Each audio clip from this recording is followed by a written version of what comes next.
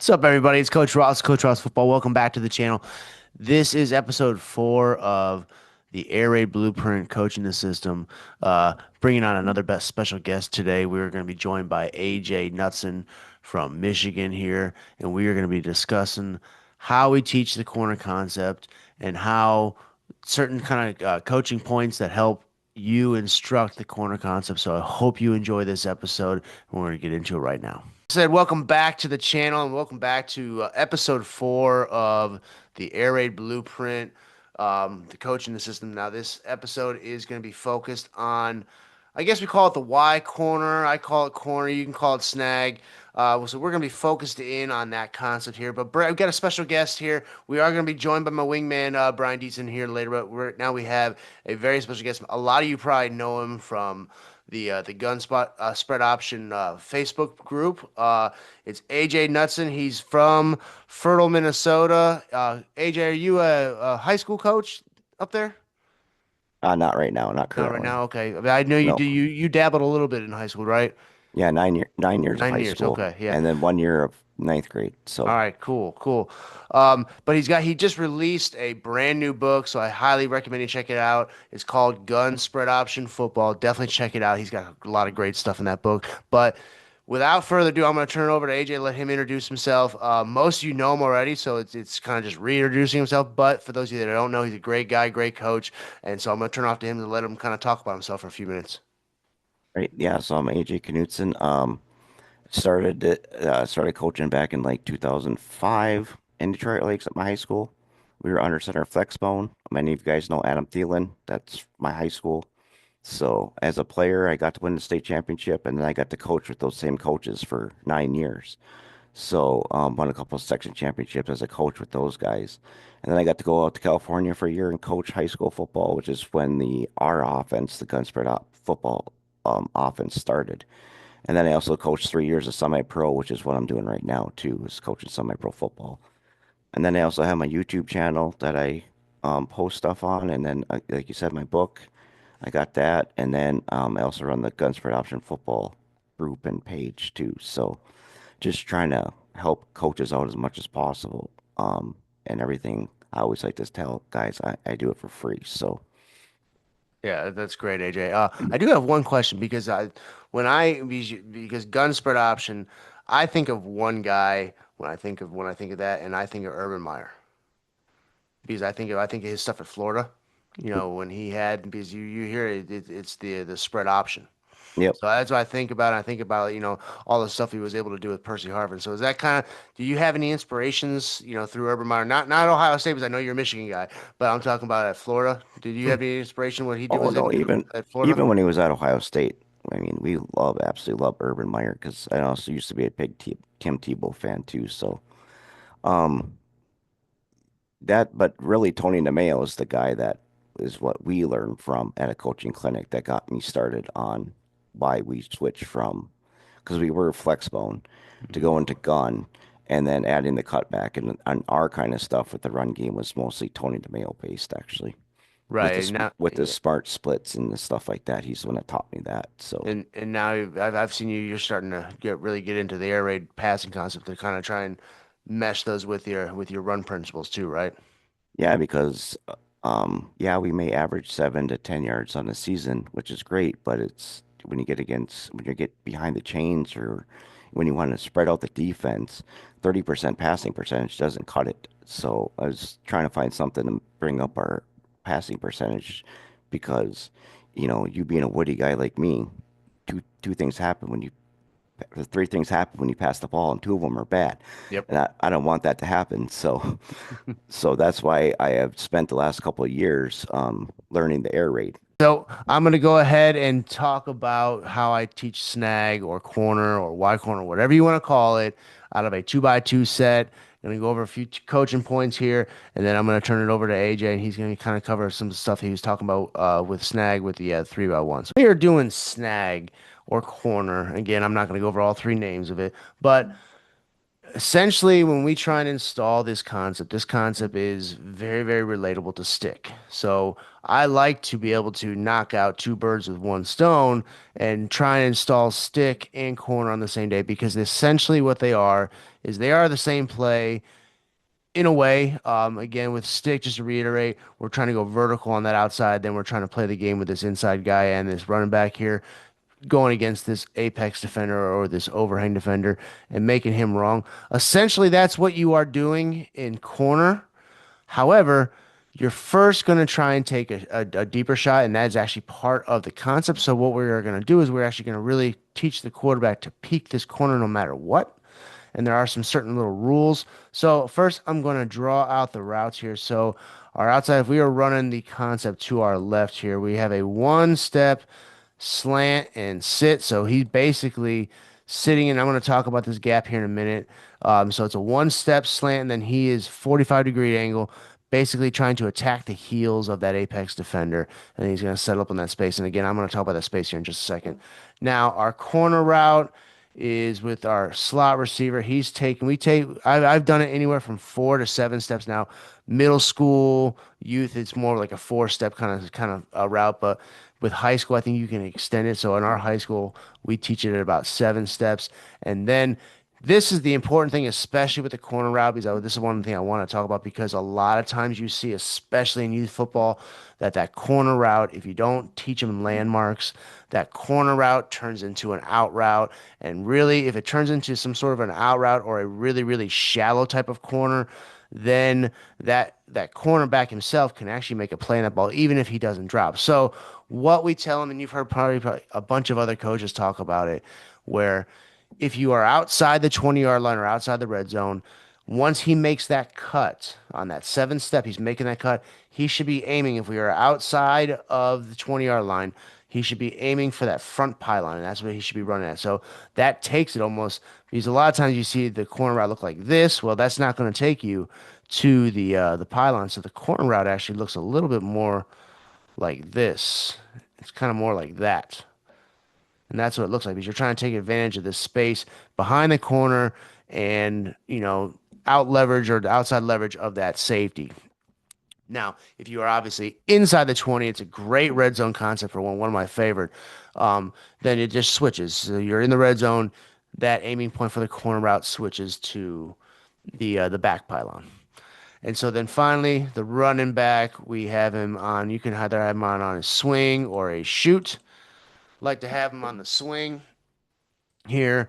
And so those are the routes. Now, backside, again, it can be anything you want here. You could do double slants, you could do hitches. We'll just keep it a double slants here.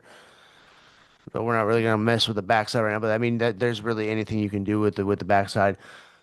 All right, so what are we teaching here as far as the routes, as far as what we're looking for? So, excuse me, let's talk about the snag runner, the snagged route. So again, what I tell my outside receiver when we were running corner is when he comes to that line, he's pre-snapping, looking already for that gap where he has to get to because he's got to find that gap. We tell him to find that gap in between the apex defender and that nearest middle linebacker, that nearest Mike linebacker. And you're going to settle up in that. Now, obviously, that gap's going to widen or it's going to shrink depending on what this apex defender does. But he should be able to recognize and locate that grass, that gap, and that's where he's going. Now, obviously, the slot receiver running the corner route, he is running his 7 steps and he is breaking to that pylon and he is trying to find that grass in between the corner and the safety. Now, a lot of times, what we're looking for here is a couple things. So the quarterback's going to pre-snap the corner. So he's coming to the line, he's pre-snapping this corner, and so kind of a rule for us is if this corner is beyond 7 yards, we're probably not throwing that corner route. We're just leaving it alone. It's almost pre-snap dead. Okay, so if he pre-snaps and he sees that corner at about 7 yards, it's a good indication that that cornerback can make a play on that ball. So we're not even going to throw it because it's a good indication too that he's dropping into some sort of a deep coverage, whether it be cover 3 or cover 4. So now, essentially, corner is now not corner anymore. It's essentially just stick. And so now we are just going to read that same defender. We're going to read this apex defender and make him wrong. So whatever he does If he goes out, we throw in. If he stays in, we throw out to the swing or the slant and sit. And that's essentially what we're looking for. So, real quickly, the rules for our quarterback are, or at least the progression. It's a real simple progression.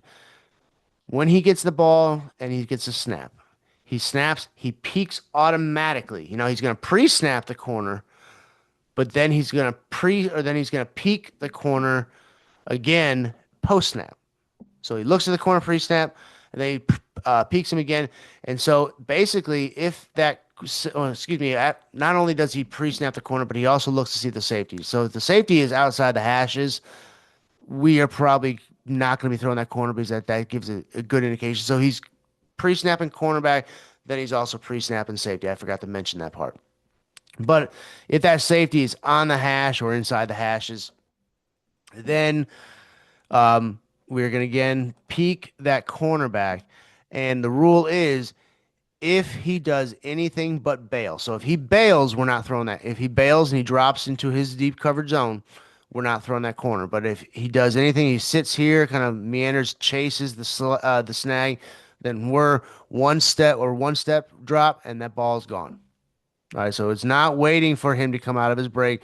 We're essentially telling the quarterback, throw him open, throw it over his outside shoulder, not his outside, yeah, his outside shoulder. So actually, it should be more of his inside shoulder. So on this side, it would be his left shoulder. Throw it there, throw it toward the sideline to where only he can make a play on the ball, and we're gonna have a big gain. That's essentially maybe if he's catching it, the quarterback's probably throwing it when that receiver's at maybe 10 to 12, and receivers catching it at maybe 20. So it's not a deep throw. It's not like we're going to wait until he gets 40 yards downfield or so close to the sideline that we have to squeak it in. No, it's a one step, and if he peeks that corner, he sees that corner, drop or stay low, then he's just throwing that ball out there into that wide gap. Now again, if that corner bails, then obviously, then obviously, um, we are now looking at this apex defender here, and essentially again the play just turns into stick, and we were just reading this defender and going from there. So again, that's how I teach it. AJ's up next here, talking about his 3x1, talking about the corner concept. So take it away, AJ. All right. So first of all, for me, I learned this from Coach Ross and from Coach Salas and from Coach Lasker. So I've just been studying it the last 2 years.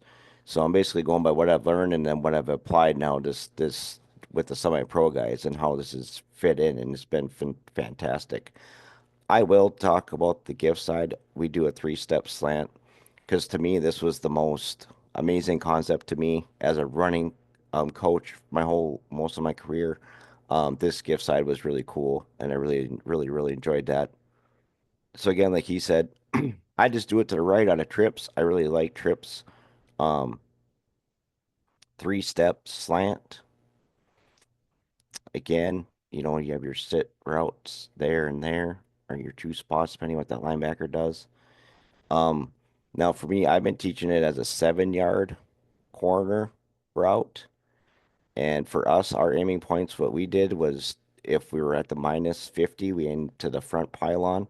And if we were at the +50, so closer, we aimed at the back pylon. It's kind of the aiming point. So again, it's not like an angle to the sideline. It's more angle up the field away from the safety to give yourself space to adjust. And then with his being a little bit back, um, they call it the shoot route. We call it the arrow route because that's what I've been used to. So we stuck with calling it the arrow route. Um, but this has been really nice just to see that if this corner's in man and you see it right away, it's just so easy just to make that little dump out there. And then what we decided to do for us was to keep this guy in for 6-man protection. So he's going to check A to C and help out. And then these guys, if it was an even front, then these guys would step here and take their guys, and then they would go block straight ahead because they know they got help. But again, what I really loved about it too was that it's just it's one step, and I didn't put the defenders in, but it's just like what Coach said, you know, you're looking at this first, and if he's open by lineman, if not, you just move over your concept side. again, it doesn't matter if he's if again he's not going to be opened by lineman over here, because you still want to see what that cornerback does with this first couple steps. So as you're snapping the ball, you like you said, peek over here, look and see what that corner does. If he trails in, and like you said, then you look at your safety. You can throw this, or else you're just dumping it right there. If he sits there, you know that it's probably a zone. It still doesn't matter what the coverage is. You might just messed up, or you might just saw this guy coming there.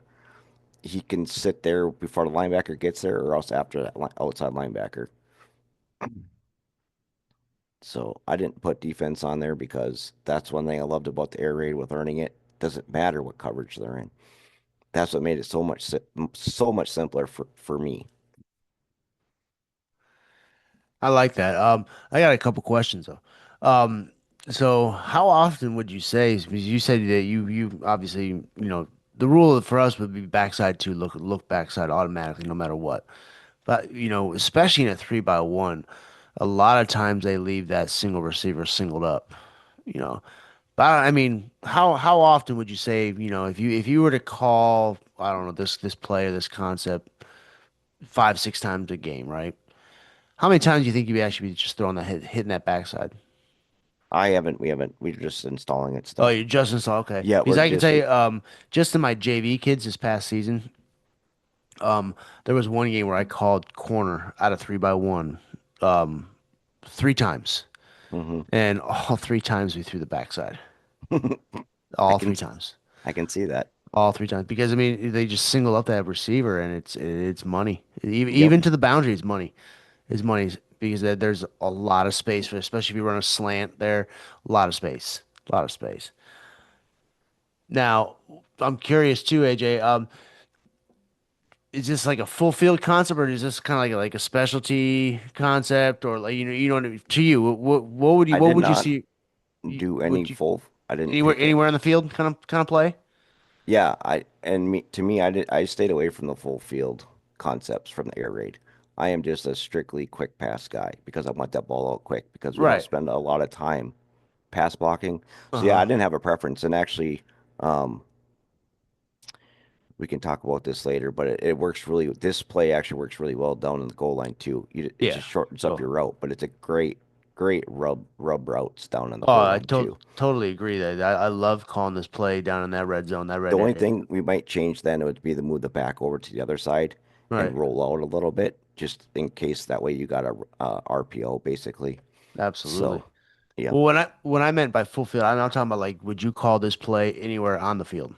Oh You know what I yeah, mean? no, I I would love it anywhere. Yeah, Yeah. there's any of the air raid ones that I had picked up, I feel confident anywhere on the field calling them. All right. So Good. that's what I absolutely loved about it. Good stuff. Good stuff. All right. Appreciate it. AJ, I appreciate that, man. That was awesome. That was awesome. And the input you put in there, that was great. And definitely the backside stuff to that is always open to. So again, one thing, tell your quarterbacks especially, just because we call a quick game constant does not mean you have to throw the quick game. Does not. If that's open, throw it. All right. Easiest throw. That is the name of the game. So it doesn't always have to be, oh, we called snag right or snag left and we throw it to that direction. No, it doesn't have to be that way. So uh my wingman's finally here. So Brian, you're here. I'm glad, and he's gonna go into ahead and talk about his corner. I believe, if I'm not mistaken, Brian, you talked about wanting to add a little bit of shallow to the corner concept here a little bit. So real curious to hear you talk about it. So I'm gonna turn it over to you here in just a second. Hey, thanks, Jason. It's good to be back, man. We just had a little training session. Sorry I was late, man. I know you guys are putting out some good stuff, and I will go over a version that has the shallow attached. And we talked about shallow last week and how we use it as a RPO. And when we run corner, you can see my X and my F, my green and my red.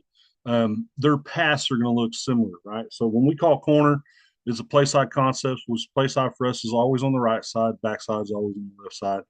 But we can read this both ways. So we would read it zone going towards the slant corner, or we would read it zone with the shoot going to the play side, right? So my H would actually be on the other side here, and we would run zone at it, or we just push motion. And I have another play I'll show you here in just a second that has the push motion. Um, corner, classic triangle read. We want to get control of the corner, which is the key of the name of the play is the corner. So we always want to read the corner first.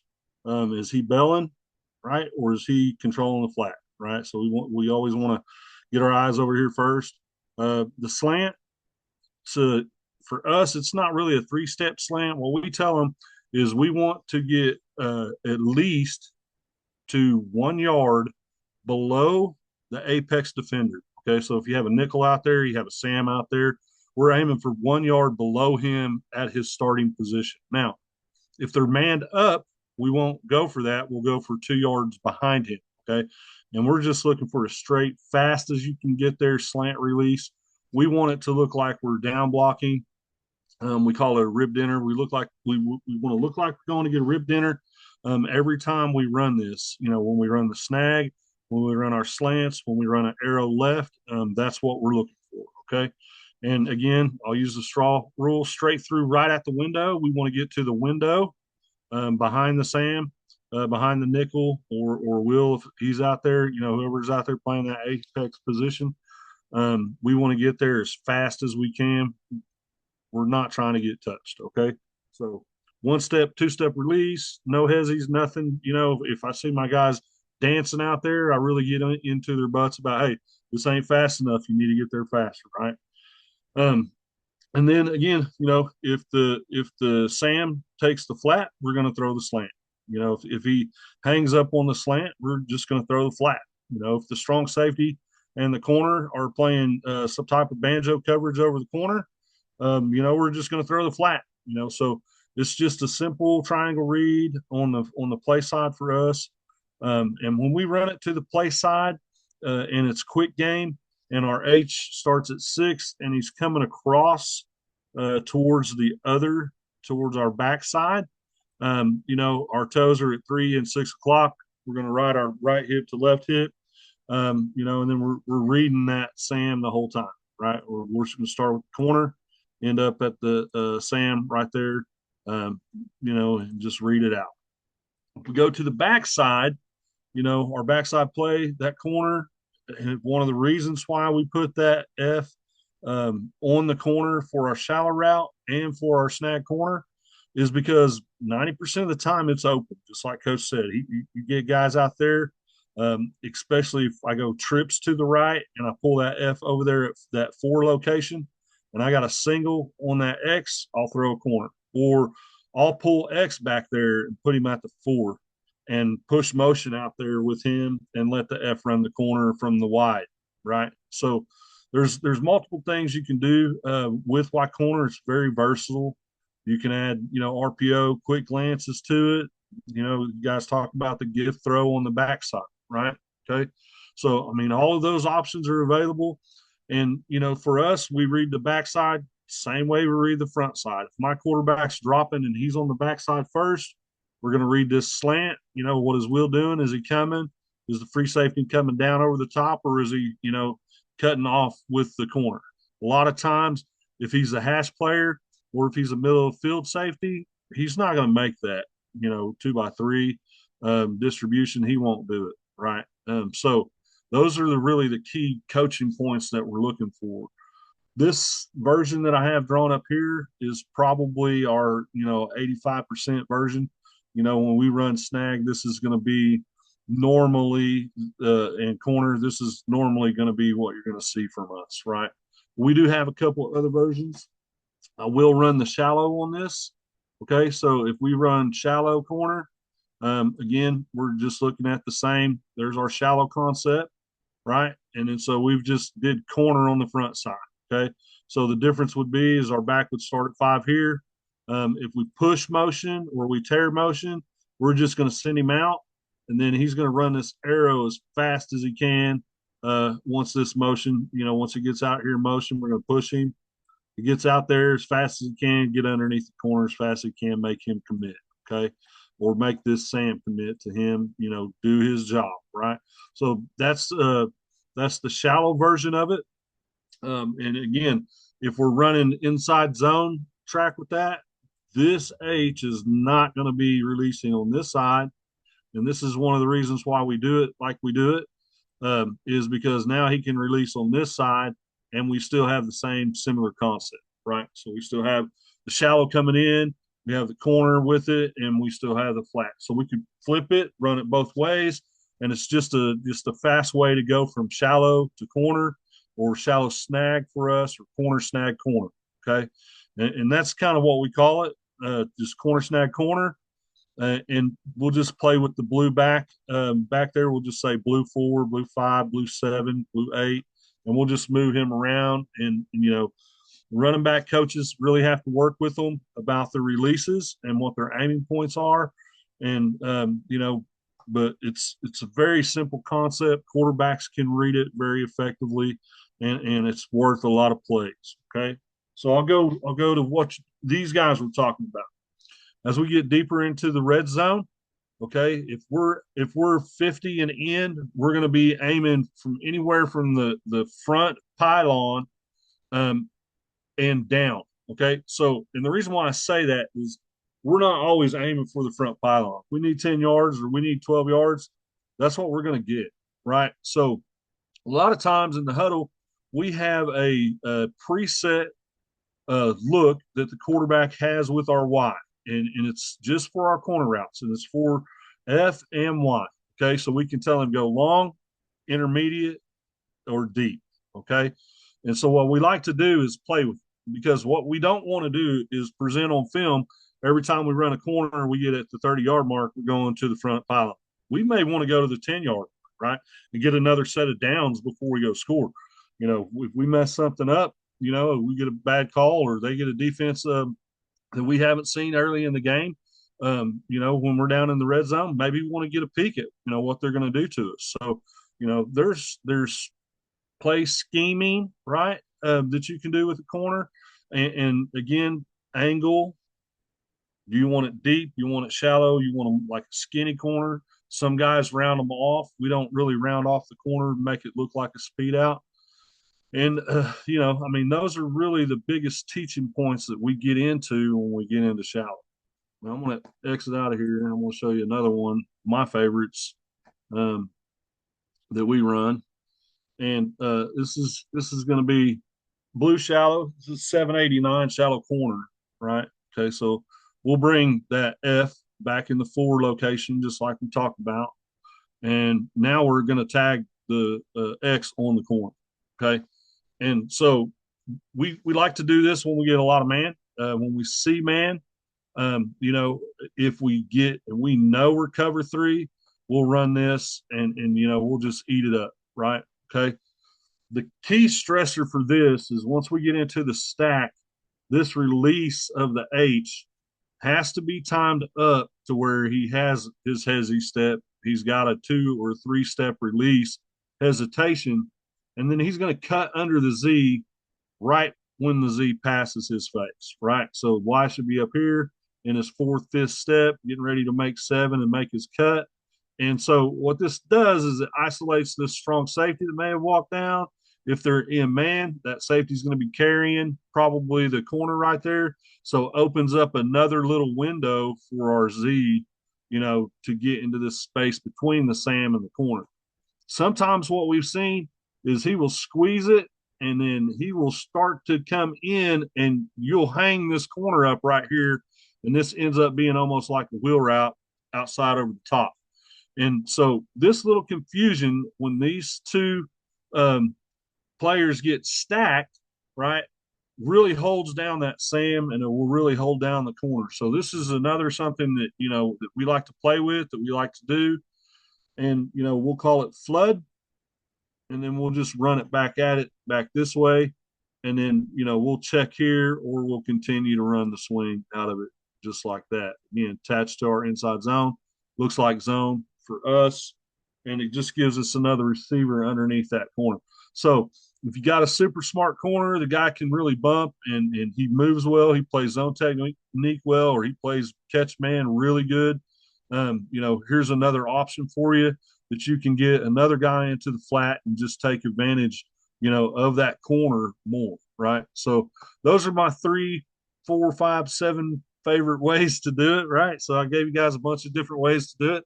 Um, and so, just go out there and have some fun with it. If you guys want some more in-depth teaching points, again, just subscribe for one, hit Jason up, go ask questions, and then you can find us, all of our emails will be listed here at the end of this video. You guys got any questions, Coach? Bryan, thank you as usual, and as usual, great input on the corner. Again, some real good stuff there. And again, if you haven't uh checked out Bryan's stuff as far as his movement and his numbering system, it's good stuff. It's definitely good stuff. So I highly check it out. Um, I didn't mention it at the beginning of the session, but I'm gonna link all of AJ's information, all and obviously as well Bryan's information in the description link. So make sure you check them out. Um, every single coach that's on here, we're all looking to give back to the community, so we're all willing to help. So just ask the questions. Just ask the questions. We're there to help you. We all do the same thing. We're still doing the same thing. We're asking coaches because it's nothing better than having all these minds come together to make every single one of us better. So again, like I said, their information is in the description. So make sure you check it out. And we're gonna kind of move on throughout the last little bit of the session. I have a little drill that I use. I don't want to say I developed because I probably stole it from a bunch of other coaches and I guess called it my own. But it's kind of like a mix and match of other drills that I've used and kind of put them together here. But it kind of helps because I noticed when throwing the corner concept that I quarterbacks that struggled to throw that window over top of the cornerback and kind of fit it in over top of that corner if he's kind of sitting in somewhat of a gray area where he's not quite sure if he's going to stay with the slant set or take on the corner route itself. And then on top of that, worried about that safety coming over from the middle of the field. And there's that window that he's got to drop that ball into. And I've always told my quarterbacks that if you put too much air under the ball, then the longer the ball's in the air, the more time a defender has to go make a play on the ball. So it's a real unique throw that you want some air because you want some distance, but on top of that, you want that ball down and so that it gets in the receiver's hands as fast as possible so he can make a play on the ball. So I'm going to show you the drill right now real quick and kind of just go over it. So if it's something that you feel like you can use, by all means, take it and call it your own. Don't bother me one bit. It's just something that helped my quarterbacks throw the window a little bit. It's not a period drill where we would put it in as a period part of the practice, but it's a drill where you've seen probably videos on YouTube where Mike Leach would use trash cans and have the quarterback kind of throw the balls into the trash cans, and that is to a couple things. It's to teach him to get air in the ball to try and place a ball, but on top of that, it's also teaching accuracy. So I thought, why not use the trash cans and let's try and create that accuracy where we want that throw to be. Put two trash cans, one in the back pile, one in the front pile, and tell them to try and hit different targets. But then back it up, and you're on your practice field. So a lot of our practice fields are lined and marked. So you can have this map this out as far as yards, and you can see the yardage I put here. So I got the 20 to the 10. So it's inside the red zone. You can put your tallest dummy bags that stand up to create that height that the quarterback has to get the ball over. Now you could essentially move them back or put them any kind of distance you really want to kind of make it a little bit more difficult for the quarterback. But then you also put some bags where the safety more than likely would be. And that creates that window that the quarterback's got to get to. And so now he goes through his drop. You can even teach him just like in settle and noose or routes on air that he's going through his progressions and then he's going to hit that ball over the top so that it's not just an automatic throw because you don't want him to get used to the automatic throw. You want him to obviously to be able to read and diagnose, what the play is going on. So it's not an automatic throw, but once he does make that throw, that he's trying to place the ball, not put too much air on it, but that get that ball with accuracy to where he wants that ball to go. So it's just a nice little easy drill that you can establish into I guess your practice routine, or even what we did a lot of times is it was one of those after work or after practice kind of like little sessions where the quarterback stayed after just a little bit, maybe 2 days a week. And this is kind of one of the drills that we ran through and they just worked on this. And it's just one of those things where they just reps, just trying to get that ball into that little spot. It's not that little bit. I mean, it's a big chunk of grass, but It got them more comfortable throwing into that window because I dealt with a lot of quarterbacks that were really uncomfortable because they weren't quite sure what that corner was doing. So they were really, really hesitant to throw that corner route. So therefore, we would call the play, and almost all the times it would just he would be just trying to read that apex defender, and essentially we were just running stick, and he wouldn't throw that corner route.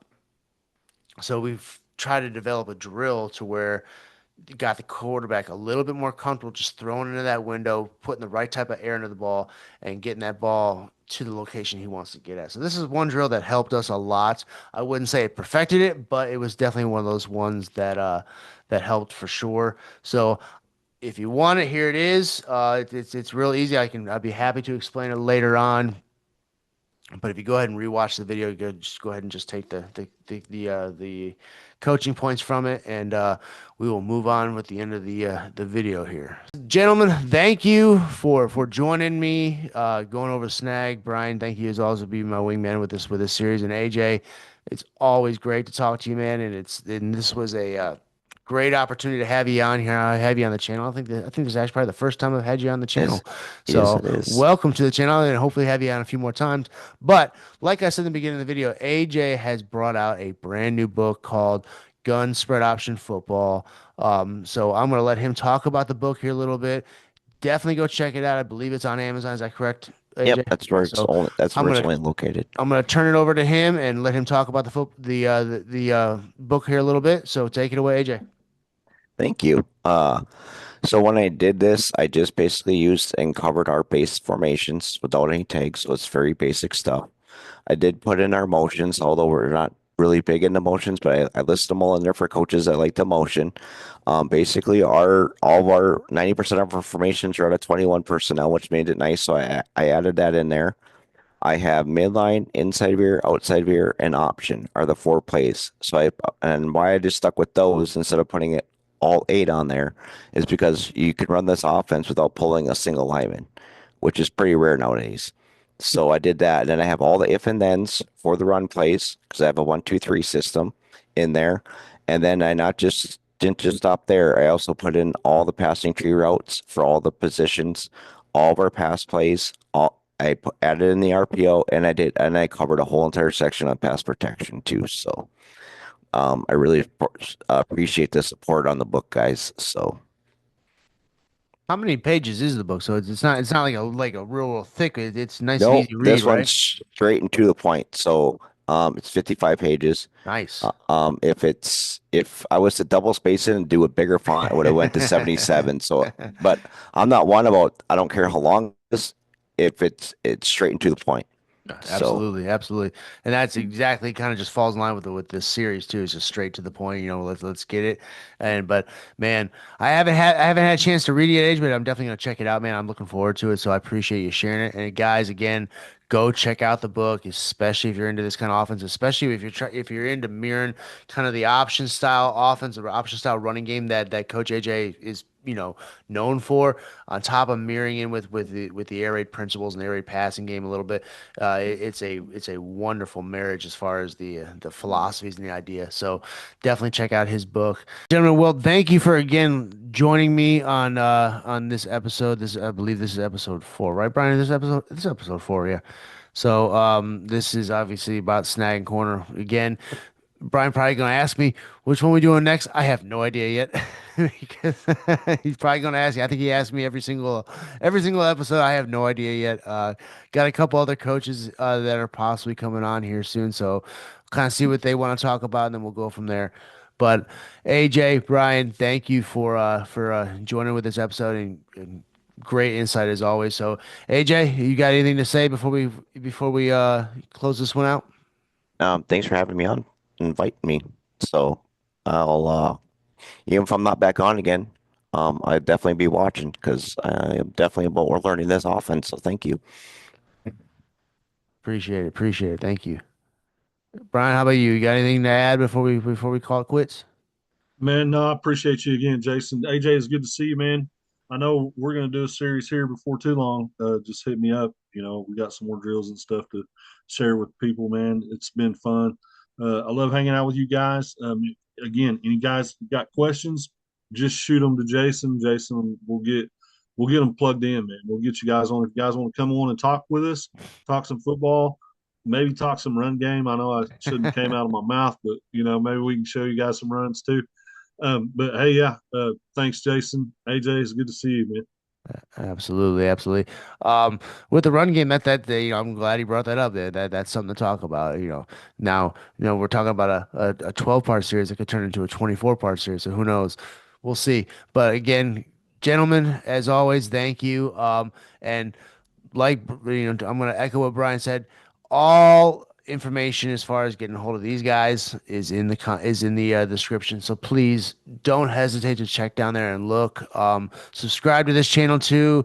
AJ, you're with the Gun Sprite Option Facebook group, that group is just growing huge. I mean, how many members it got now? It's got Well, I don't know what happened. All of a sudden now I've gotten probably 100 requests. So I'm thinking I'm up to 5,700 now. wow. So I mean, I think it's growing because I remember I joined it when it was Yeah. still in its infancy, really, and I think Yes. it's just blown up. So congratulations on that, man. You're doing a hell of a job keeping that group going. And Bryan, you are the do everything of football. So I'm not. Yeah, I'd spend hours just listening to your accolades. So you, so so. But gentlemen, thank you again. I know I keep saying that, but to everybody else that's watching, thanks for watching, and we will see you in the next episode.